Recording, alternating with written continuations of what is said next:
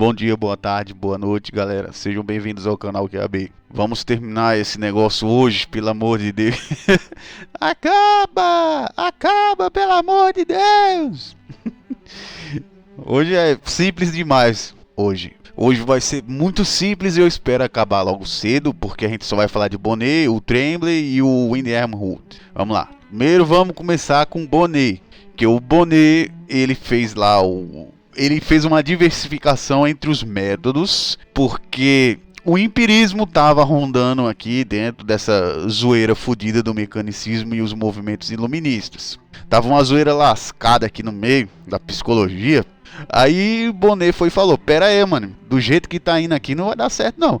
Vamos dividir aí, vamos dizer o que é o empírico, o analítico e o sintético pra gente resolver melhor isso aqui, que o negócio tá bagunçado. Aí foi isso que ele fez. Aí, segundo ele, o método empírico, ele é o método dos fenômenos, para se estudar os fenômenos. O método analítico, ele é feito sobre hipóteses feitas por observações, e o método sintético, ele é feito da derivação dessas hipóteses. Isso aqui pode parecer pouca coisa para você. Isso aqui não foi nada que ele fez. Só que aqui foi o começo da separação do conhecimento empírico do conhecimento científico. Ou seja, Bonnet, ele queria dizer que o conhecimento empírico, ele estava ligado à experiência imediata. E essa experiência era ainda muito vulgar, porque não existia a metodologia mais racional e organizada. Ou seja, era a mesma coisa dele dizer que não é exato o suficiente.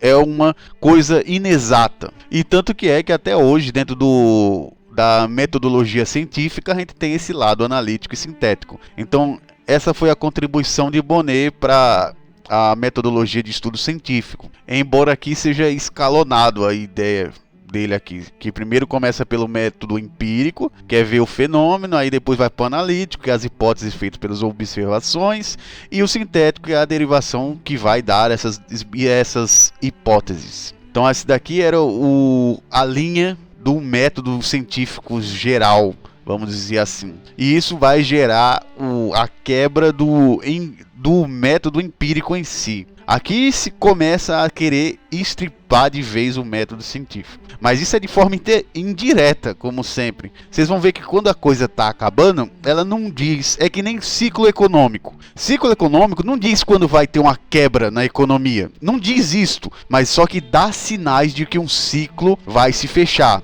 É a mesma coisa que daqui de Bonnet. Ele não diz, mano, eu quero foder com o empirismo mesmo. Ele não diz isso, mas só que indiretamente, no futuro, por causa dessa brecha, vai acontecer a zoeira, entendeu? É que nem um ciclo econômico. Vai de pouquinho em pouquinho acontecer zoeiras que vão premeditar a quebra da economia de alguma região ou até macroeconomicamente de vários estados. Mas tudo vem no começo de uma bolha. Um ciclo de bolha, etc. É a mesma coisa aqui. Aliás, isso aqui é a escala de espiral. A escala de espiral é a mesma coisa de bolha econômica. Tem os mesmos princípios. Que é você construir uma coisa que no futuro ela vai estourar. Porque são assim os ciclos. O ciclo de hype e o ciclo de hype. O de hype. Ou a hype, vamos dizer assim. Vamos agora pro Tremblay. Aqui a gente vê uma zoeira fodida.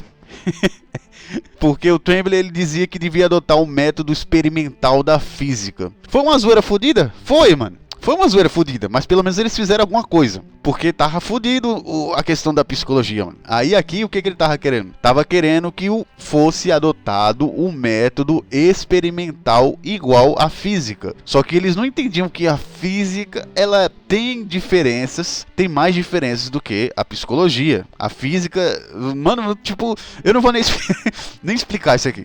Porque não tem condição, cara. Você querer experimentar usar o método experimental dentro de algo, uma ciência social, por exemplo. É muito difícil. Só que naquela época, como tava na vibe da física e como a psicologia fazia parte da física, aí beleza, né? Por isso que esse método aqui, os caras estavam pensando, é viável, mano. Aí como é que era o jeito que eles iam fazer isso daí? Era muito simples, cara. Ia fazer cálculo sem preocupação com causa. Aí é que vem o... Eita porra. É tipo você misturar a matemática com causa social. Por mais que a gente possa usar a matemática para botar uma analogia, a gente pode fazer uma analogia dentro da matemática, isso daí pode acontecer, né? Pra gente montar uma estrutura lógica, mas agora responder a causa do fenômeno assim, e principalmente mental, o fenômeno mental através do cálculo, aí é zoeira, pô. E principalmente sem a causa. Ou seja, eu não sei qual é a causa da alma, mas mesmo assim eu vou fazer um cálculo da alma. Seria basicamente essa a ideia principal aqui do cara. Então não tinha uma causa, e o cálculo não é tão complexo como a gente vê hoje. Então tinha muitos problemas essa questão de cálculo. Hoje em dia os cálculos são muito mais fodidos do que era antigamente. E mesmo assim ainda não resolve a questão. Porque quando trata-se de fenômenos complexos, como já falei na ordem dos fenômenos, a coisa fica feia. Aí o caldo azeda. Porque não se trata de variáveis comuns. Trata-se de variáveis infinitas. Como é que você vai fazer o cálculo de variáveis infinitas? Então aí já tem um problema grande pra caralho, pra resolver, e a metodologia experimental não vai fazer muita coisa não. Nem mesmo o cálculo vai fazer tanta coisa quando se trata de números infinitos. Que aí a gente vai entrar em número imaginário e uma zoeira fodida do caralho, enfim. Aí aqui ele fala, por que razão alguns autores não se fixam na investigação psicológica dos sentidos, na maneira pelo qual conhecemos e julgamos os objetos, e outros na história das crianças e mesmo dos animais, que uma vez que são seres dotados de sensibilidade, são em muitos aspectos semelhantes a nós, outros na história das paixões, ou nos diferentes tipos de ações dos homens na sociedade, outros na filosofia da história, etc. A psicologia torna-se assim uma ciência igualmente vasta e luminosa. Cada dia lhe trairá novas riquezas e talvez um dia nós pudéssemos reunir todas essas riquezas e empreender uma teoria do homem. Ou seja, ele está aqui falando sobre a experimentação. O que podemos aprender com a experiência humana e a história humana, seja de crianças ou até mesmo a história dos animais. Então essa era a ideia do Tremblay. Então aqui nós vemos que tem um aumento da questão da experimentação e a experiência. Não queria que a gente soubesse a causa. Aqui não importa a causa. O que importa é a experiência. Nós conseguimos compreender os sentidos e como eles fazem a experiência. Como é a experiência, o XP. Como ele se desenvolve para criar uma teoria do homem. Essa é a ideia aqui do Tremblay. E vocês podem ver que ele descaracteriza a individualidade humana completamente. Porque se fosse tão fácil assim a gente conhecer a psique, a individualidade da psique, só pela investigação dos sentidos, a gente criaria uma teoria geral, como ele diz aqui, uma teoria geral do homem. Isso é impossível, caralho. Mas vamos lá. Aí veio o paizão. Esse aqui é o paizão da psicologia científica, tá ok? A primeira escola que foi criada lá foi a escola experimental. Isso aqui é um passo muito importante para a psicologia, porque finalmente saiu fora da física e virou uma ciência autônoma. Então pode parecer meio tosco no começo, mas isso aqui era genial, pô. Pelo menos saiu das garras da física. Isso aqui já é um passo enorme. A escola experimental, desse modo, ele chamava a atenção para que deveria ser uma psicologia positiva e científica.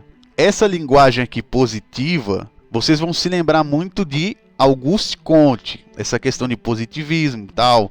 A ideia de ser positivo aqui, que a maioria dos cabas tinha, era algo aceito pela comunidade científica, tá ok? Então essa é a ideia de psicologia positiva que eles tinham, essa questão de debate, de ser aceito pela comunidade, aí por isso que eles chamavam de psicologia positiva e científica. Ao final do século XIX, a psicologia acadêmica do iluminismo já havia sido relegada para o passado da disciplina, de tal modo que poderíamos bem pensar que o século da psicologia não tinha mais nenhuma relação com ela. No entanto, agora é preciso reconfigurá-la com o objetivo legítimo da história da disciplina. Ou seja, aqui a gente já vê que a psicologia ela foi se apartando do iluminismo, apartando-se do empirismo, já foi dizendo, ó, opa, aqui o negócio não dá muito certo. Foi se afastando, foi criando a disciplina de psicologia.